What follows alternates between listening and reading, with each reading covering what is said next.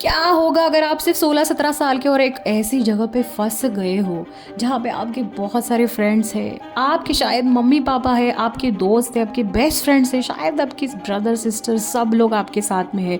लेकिन आप ऐसी जगह पे फंस गए हो जहाँ से आपको कुछ दिखाई नहीं दे रहा है, ना आगे कुछ दिख रहा है ना पीछे कुछ दिख रहा है। बहुत ही दूर दूर तक जहाँ तक नजरें जाई वहाँ तक मतलब बर्फ ही बर्फ है।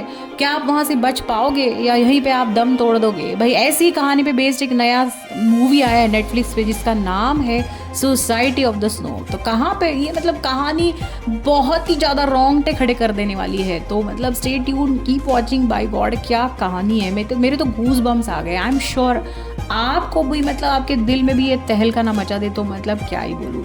तो एक बहुत ही फेमस बुक पे बेस्ड ये स्टोरी है and the book is written by one of the survivors of मतलब ये एक सच्ची कहानी हुई है जहाँ पे बहुत सारे ऐसे लोग फंसे पड़े थे।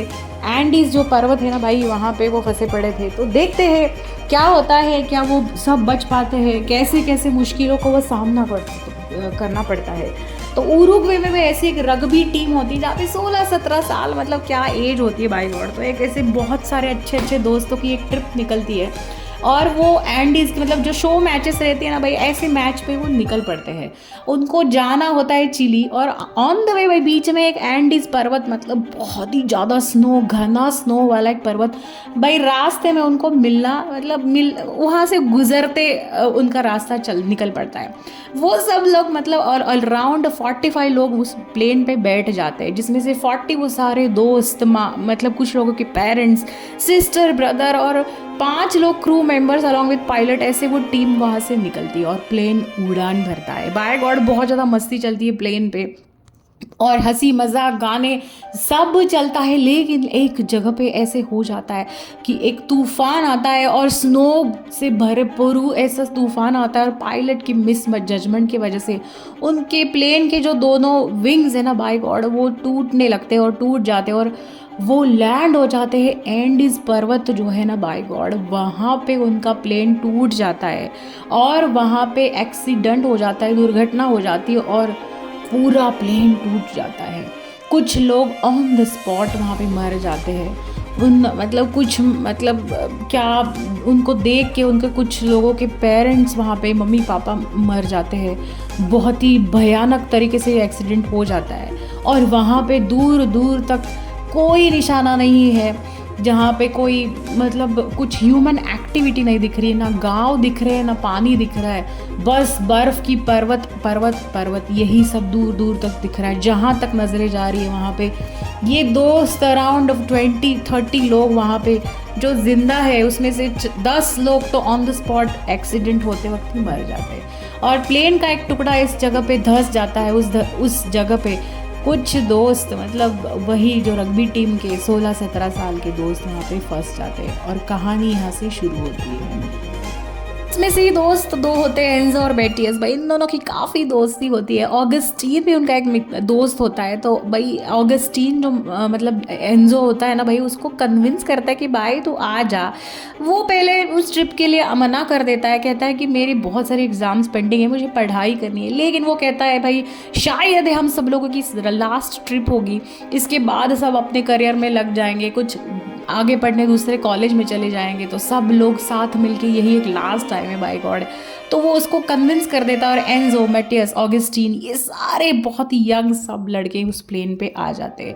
एक्सीडेंट होने के बाद जो मैटियस की सिस्टर होती है बाय गॉड, फर्स्ट नाइट में ही इतना टेम्परेचर डाउन हो जाता है वहाँ पे अराउंड -40 डिग्री तक टेम्परेचर जाता है। बहुत ही ज़्यादा धमाकेदार वहाँ पे बहुत ठंड पड़ती है, इतनी ठंड पड़ती है, ना पीने को पानी रहता है ना खाने को कुछ बहुत ज़्यादा फूड अवेलेबल होता है। जो भी थोड़ा बहुत पानी बचा होता है भाई वो सब मतलब पूरा बर्फ़ बन जाता है। तो जिए कैसे इंसान? वो पूरा होश मतलब उनको लगता है अब शायद यहीं पे हमारी मौत लिखी है।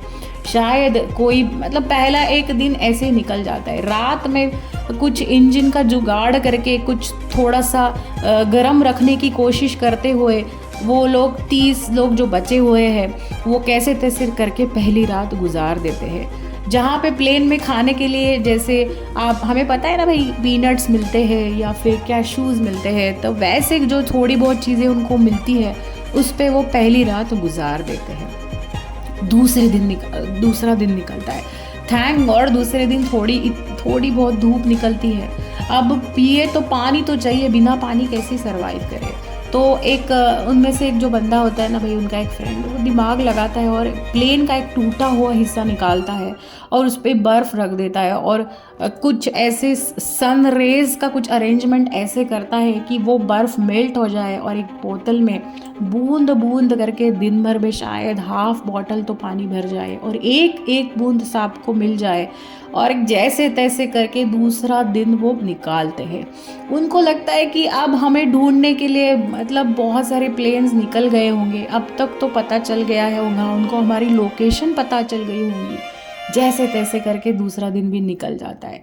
तीसरा दिन आता है, लेकिन अब कुछ उसमें से तो और 4-5 जो लोग होते हैं, बाय गॉड इतनी ठंड में बिना पानी के, बिना खाने मतलब ज़्यादा खाने के, थोड़ा बहुत दिन में वो एक बिस्किट खा रहे हैं, एक मतलब कुछ कैश्यूज़, कुछ पीनट्स, भाई इतना खा के 5-6 बूंदे पानी पी के इतने पे जितने लोग गुजार सकते हैं, उस हालत में और 5 लोग वहाँ पे दम तोड़ देते हैं। उसमें से मेटियस और मतलब मेटियस को एक सिस्टर होती है, माय गॉड, वो भी वहीं पे दम तोड़ देती है। मेटियस बहुत रोता है, उसको बहुत बुरा लगता है, उसको लगता है शायद यहीं पे मेरा अंत हो जाएगा, मैं कभी अपने मम्मी पापा को नहीं मिल पाऊँगा, बहुत ज़्यादा दुखी हो जाता है। अब जो वहाँ पे डेड बॉडीज़ जमा हुई है भाई, वहाँ उनको दफनाए तो दफनाए कहाँ, चारों तरफ बर्फ़ ही बर्फ़ है। तो मतलब वो सोचते हैं कि अब इनका अंतिम संस्कार भी इस बर्फ़ में ही करना पड़ेगा। कुछ लोग मिलके बहुत जितनी भी ताकत बची है उस ताकत को लगा के वहीं पे बर्फ़ के अंदर उनके लाशों को दफना देते हैं, जो भी लोग मरे हैं, कि किसी के दोस्त, किसी के पेरेंट्स, किसी की सिस्टर, जितने भी लोग बर्फ़ में जितना भी है वहाँ पे खोद के वहाँ पे वो दफना देते हैं, प्रेयर करते हैं और सोचते हैं शायद हमारे लिए कोई हेल्प आएगी, कोई प्लेन आएगा, कोई हेलीकॉप्टर आएगा। जैसे तैसे करके तीसरा दिन भी निकल जाता है। चौथे दिन भाई उनको लगता है कि अगर कोई हेलीकॉप्टर पास भी हो रहा है तो उनको इतने ऊपर से कैसे पता चलेगा। अपना जो प्लेन है उसका एक छोटा सा टुकड़ा यहाँ पे जमा है, इतनी ज़्यादा हाइट पे से जो रेस्क्यू के लिए बंदे आए हैं उनको हमारा मतलब जो टूटा हुआ टुकड़ा है इतनी बर्फ़ में, वो भी वाइट कलर का कैसे दिखेगा। तो वो कुछ सोचते हैं और उनके यहाँ पे जो भी बैग्स है या कुछ भी सामान है वो लेके एक हेल्प करके एक साइन वहाँ पे जैसे तैसे वो जमा करते हैं।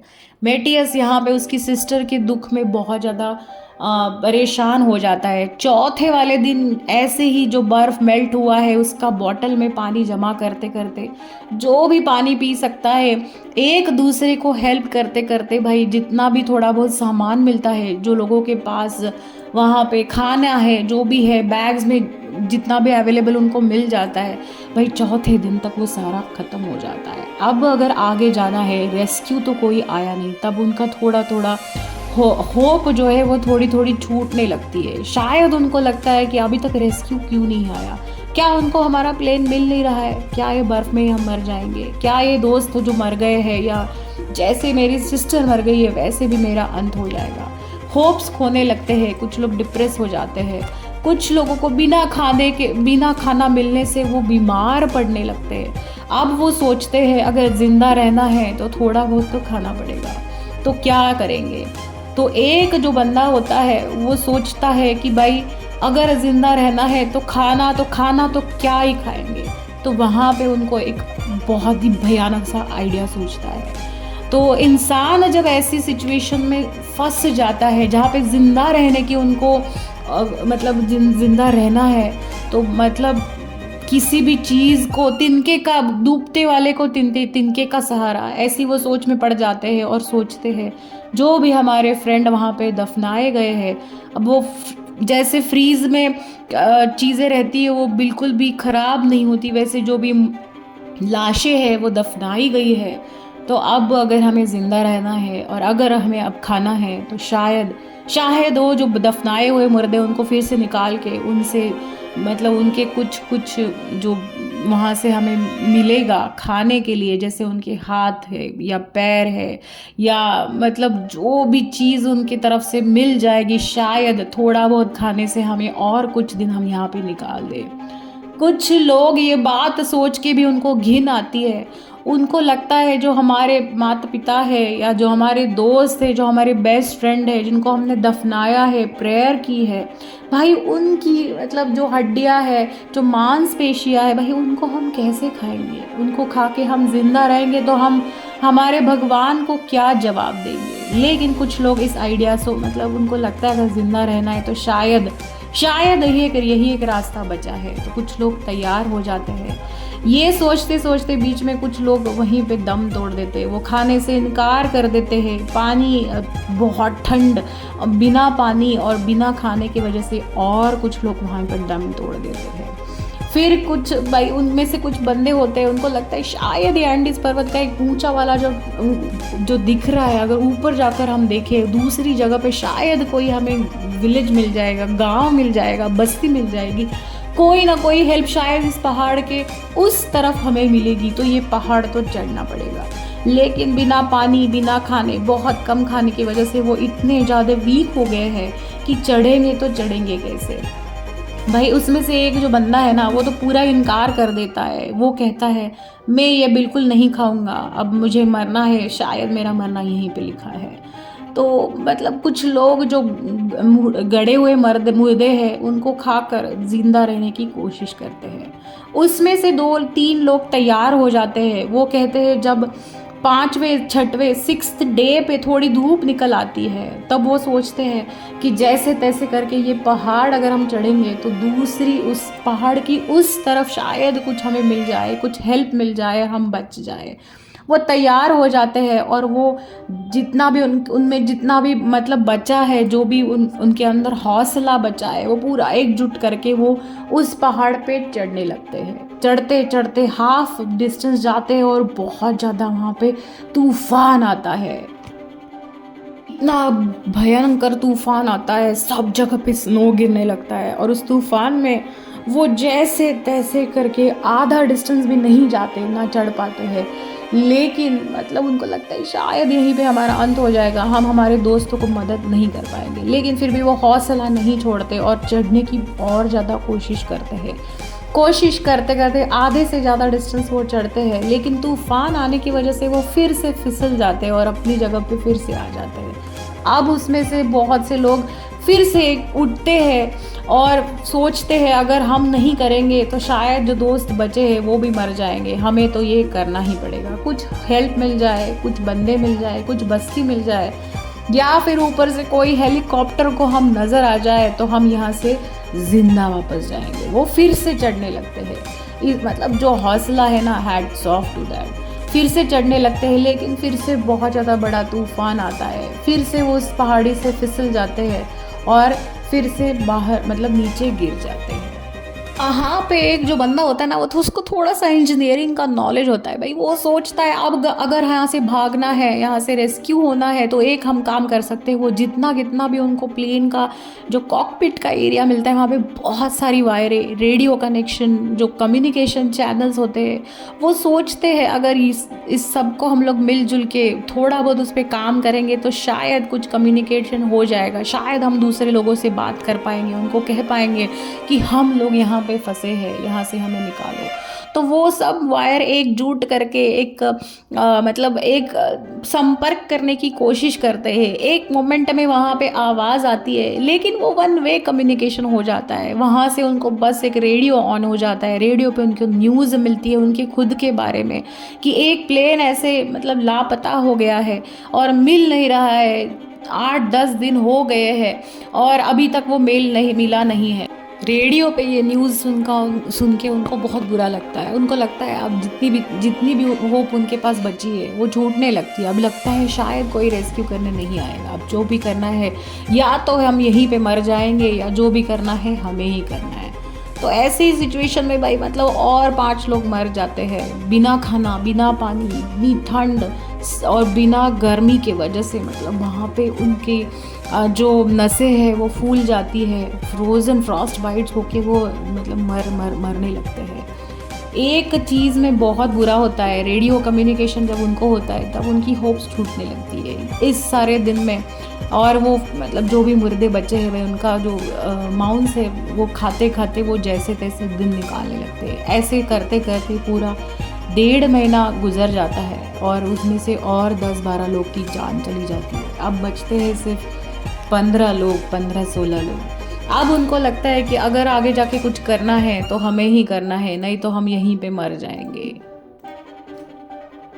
एक बंदे को भाई उस प्लेन पे कैमरा मिल जाता है, उसमें से वो थोड़े बहुत फ़ोटो निकालते हैं। फिर उनका लगता है ये फ़ोटो देखेगा कौन, होप्स खोदने लगते हैं। कुछ लोग मर जाते हैं, कुछ लोग वो मतलब जो भी गड़े मुर्दे हैं उनका मतलब उनको फूड की तरह यूज़ करने के लिए मना कर देते हैं, इस वजह से मर जाते हैं। कुछ लोग ठंड की वजह से मरते हैं, कुछ लोग बिना पानी के मरते हैं। जो 15 बचे हैं उनमें से 3 लोग हिम्मत करते हैं और वो कहते हैं अब हम एक मिशन पे निकल जाएंगे, बच गए तो बच गए, वैसे भी यहीं पे तो मरना ही है। आगे अगर हम निकल पाए, पहाड़ी क्रॉस कर पाए, कहीं पे जाके कुछ कुछ मुकाम तक अगर पहुंच जाए तो शायद कुछ हेल्प मिल जाएगी।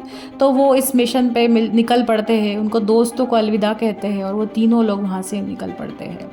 थोड़ा बहुत जो भी मतलब मुर्दों का खाना बचा है, मतलब मुर्दों के मांस जो भी बचा है वो उनके बैग में पैक करके बॉटल लेके पहाड़ी चढ़ने लगते हैं। एक पहाड़ी चढ़ते हैं, वहाँ पे वो नाइट कैंप लगाते हैं। बहुत ज़्यादा स्नो, बहुत ज़्यादा ठंड, सब चीज़ें एक मतलब बहुत ही भयंकर वेदर कंडीशन में वो एक पहाड़ चढ़ते हैं। रात में सोते हैं, दिन में फिर से चलते हैं। वही मुर्दों का जो भी बचा हुआ खाना है वो खाते हैं, 1-2 बूंदे पानी की पीते हैं। उनको लगता है अब नहीं किया तो शायद यहीं पे हम मर जाएंगे। हमारे जो दोस्त वहाँ पे रुके हैं, जो हमारी हेल्प के लिए रुके हैं, अगर हमने ये आगे नहीं किया, ये होप अगर हम छोड़ दें तो हम सब यहीं पे मर जाएंगे। जैसे तैसे करके वो चलने लगते हैं। चलते चलते चलते एक जगह पे उनको भाई एक मतलब एक जगह पे उनको एक झरना दिखता है। झरने के बाद वो पागलों की तरह वो टूट पड़ते हैं, पानी पीने लगते हैं। एंड वहाँ पे उनको झरने की उस दूसरी तरफ एक बंदा हॉर्स लेके मतलब घोड़ा लेके वहाँ पे उनको दिखता है। उनके खुशी का ठिकाना नहीं रहता। उनको लगता है, वो उसको इशारों से कहते हैं कि हम लोग यहाँ पे फंसे हुए हैं, हमारे बहुत सारे दोस्त इस जगह से कुछ कोसों दूर फंसे हुए हैं, तुम हमें हेल्प कर दो।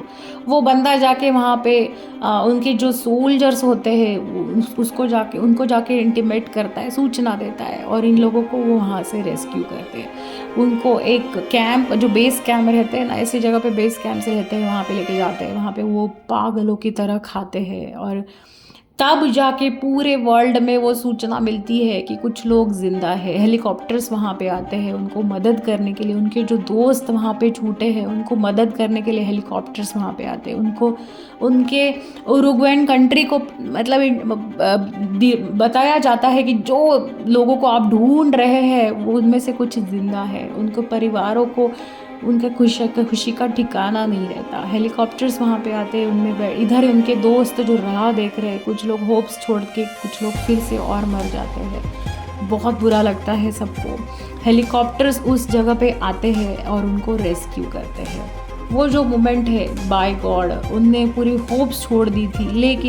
लेकिन अगर ऐसे वक्त हम हौसला नहीं छोड़े और हम लोग हिम्मत करें तो शायद ऐसे कठिन परिस्थिति से हम लोग निकल सकते हैं। ऐसी एक स्टोरी है। दोस्त के लिए दोस्त जान भी देते हैं, दोस्त के लिए दोस्त रेस्क्यू मिशन पे भी निकल जाते हैं, दोस्त के लिए दोस्त खाना भी देते हैं। मतलब क्या स्टोरी थी, पूरी सुन के मेरे तो रोंगटे खड़े हो गए। बहुत ही एक बेहतरीन एक मूवी बनाई गई है और एक सच्ची घटना पे आधारित ये स्टोरी है, तो मतलब हैट्स ऑफ। तो ऐसे ही बहुत सारी स्टोरी सुनने के लिए, नए जो भी मूवीज़ आई है वो सुनने के लिए सब्सक्राइब टू माय चैनल कभी एस कभी नो, मतलब like share subscribe to my channel कभी एस कभी नो। टिल देन बहुत सारी मूवीज़ देखिए एंड एंजॉय कीजिए। Bye bye.